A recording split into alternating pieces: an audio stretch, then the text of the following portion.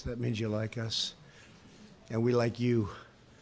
And it has been a great period of time for our two countries. I want to thank you, Ambassador Harris. We put you here recently because we thought it might be a spot where we need somebody with great talent, and you've displayed that in our military for many years. We really appreciate it very much. Thank you, Ambassador.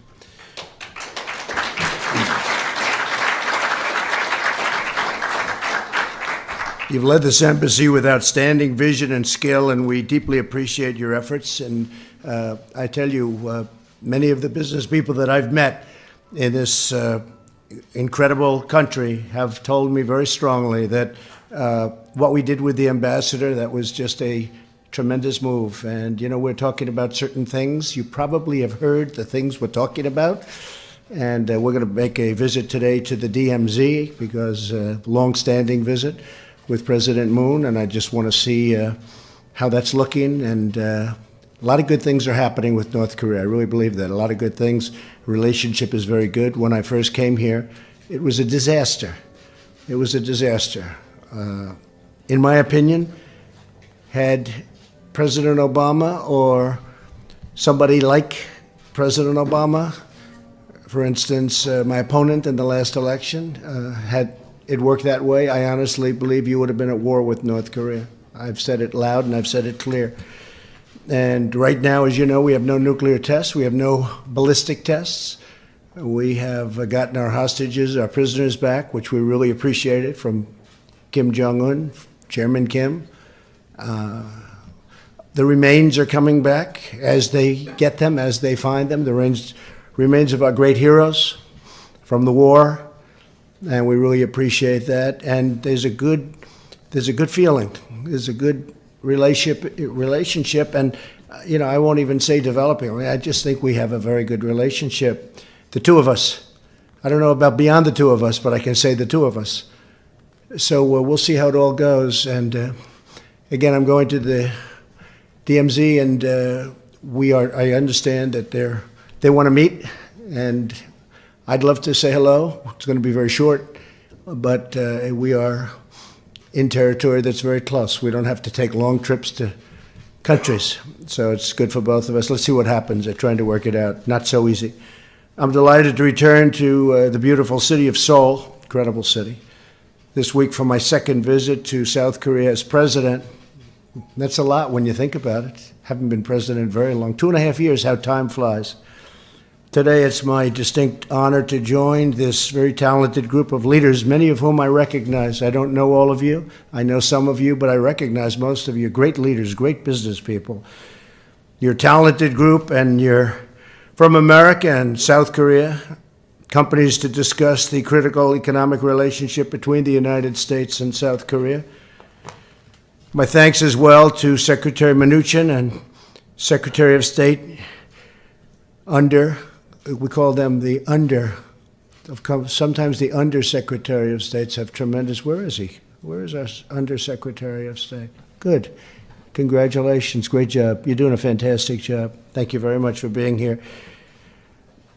And if you have any questions later, Keith, come see me, because there could be plenty of questions, but they're very happy with the job you're doing. Thank you very much.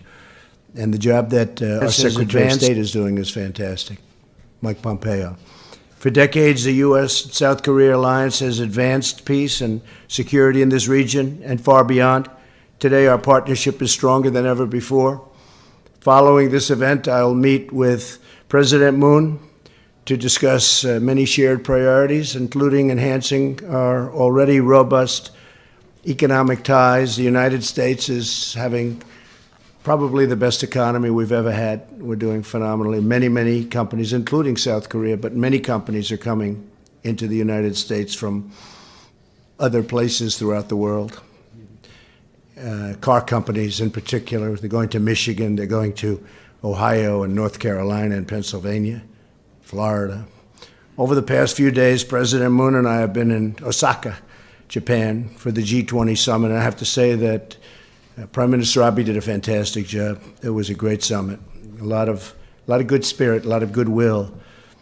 And that brings really very importantly, the world leaders together, each to discuss some of the most important economic opportunities and challenges facing our nations, and one-on-ones are very important.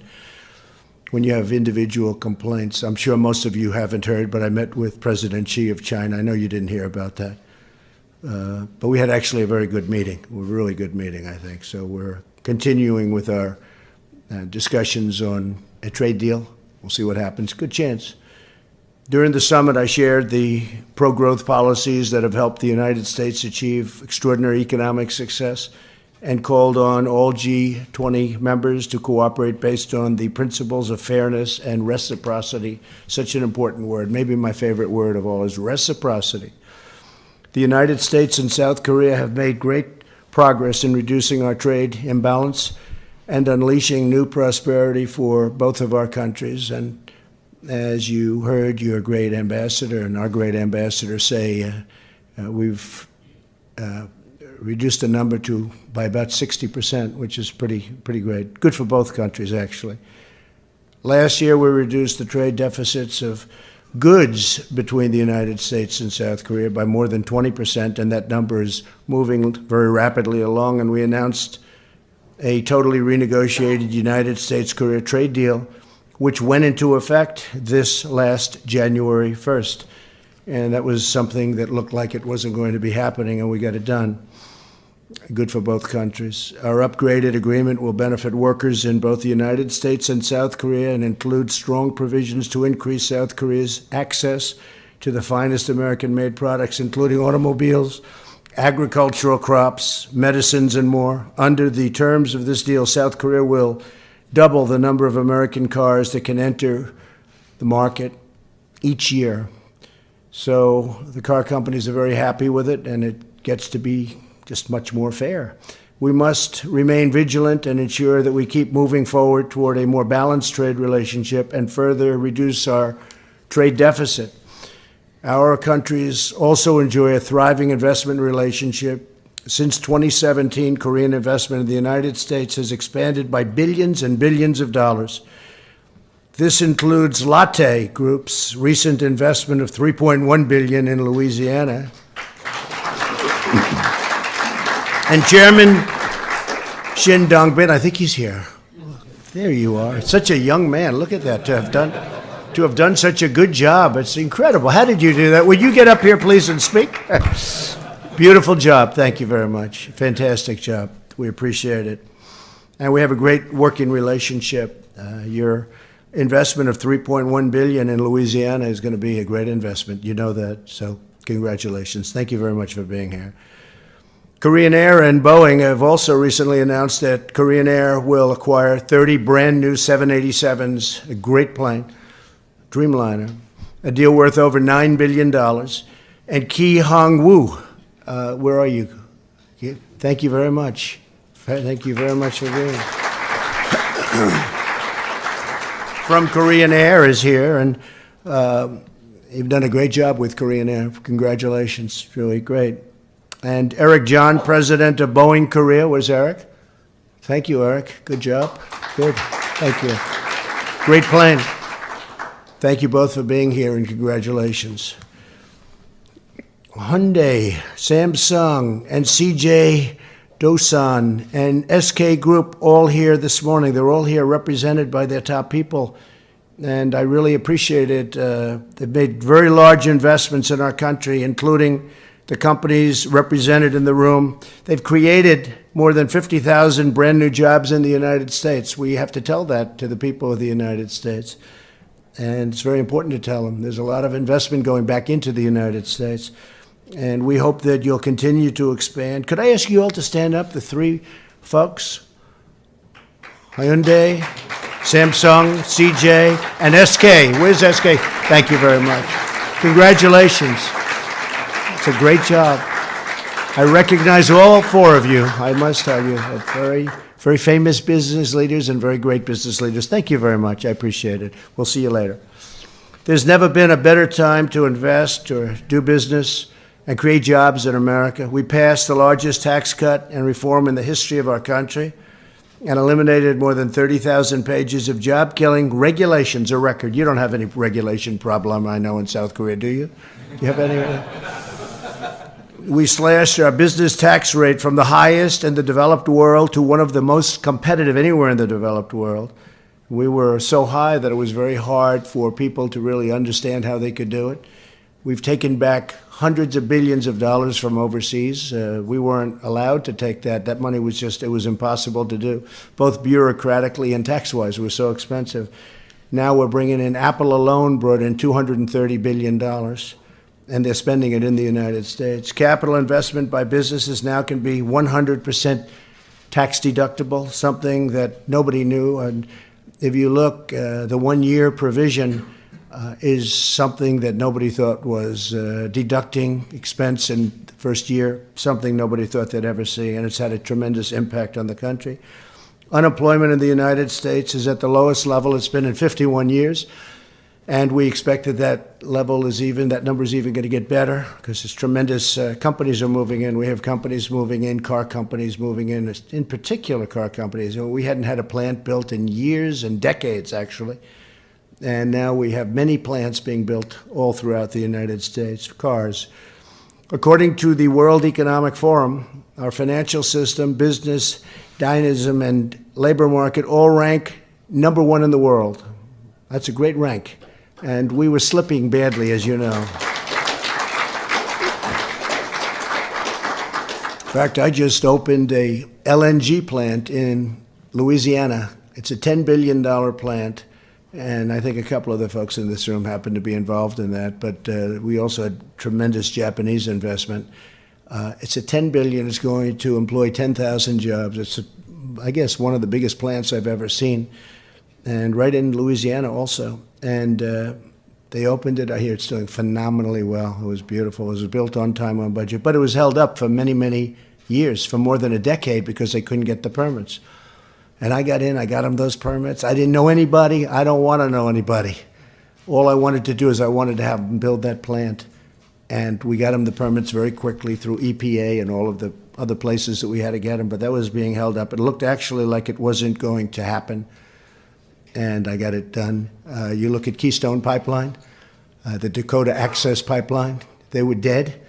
They were really in trouble. Dakota Access had the worst of all worlds. It had built the pipeline, but it couldn't connect it, okay, because they had environmental problems, false environmental problems that shouldn't have been a problem, but they had built it.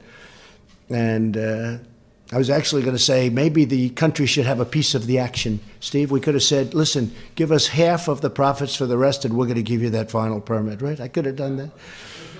We can't revert back to my business days. Can't do that. But we got it approved for them. We got the permits, and they were able to connect, and they immediately opened. And the Keystone, as you know, is one of the biggest anywhere, and that's been under consideration for a long time. And we got it approved in my first few days in office. The head of the big company, the pipeline company, they're actually based in Canada, which a little saddens me, but we have that passed soon in Congress. But the head probably said, gee, I couldn't get it for years and years. I couldn't get my permit. Now Trump gets elected, I get my permit. And you people as great businessmen know what's going to happen. He's sitting there, and he will be inundated now with every consultant that worked on the project for the last 10 years. And they're all going to want these massive fees. They're going to want millions of dollars because they're going to say that they did such a good job. But I never spoke to any of them. I don't want to speak to any of them. They didn't do a damn thing, and they're going to get millions of dollars, right? And everyone in this room knows what I'm talking about. But it's one of those things. We don't want to have that situation happen. But we got Keystone approved. We got it approved early, and going to be a tremendous pipeline. Economic growth is now over 3%, and for the first quarter, which is always our worst quarter, it's always down around 1, less than 1. It was 3.2%, which is shocking. We are taking in tremendous dollars from China with the tariffs of goods, $250 billion at 25%. That will remain under our deal until we have a new deal, and then we'll see what happens, whether it's more or less or whatever. We'll see what happens. We were very close to having a deal with China. And then, unfortunately, things happened, and the deal didn't happen. But we're now back on track, so we'll see what happens now. We started it up. We had a very good meeting. We really had a great meeting yesterday. And I like President Xi a lot. I consider him a friend, but I like him a lot. I've gotten to know him very well. He's a strong gentleman, right? Anybody that is a strong guy, tough guy. very smart, and loves China. And I love the United States. All of this is just the beginning to really I just wanted to have a group of the leaders. I didn't know they were going to get, you're not just South Korean leaders, you're world-renowned leaders. You have done things that are incredible. I mean, some of the companies. I happened to fly over a building. It was one of the largest buildings I've ever seen. Samsung was one of the largest buildings I've ever seen. And it was a manufacturing building. And you know what I'm talking about, right? I looked, I said, what the hell is that? It was acre on acre, except it was piled up. How tall is that building? Like 12 or 10 stories?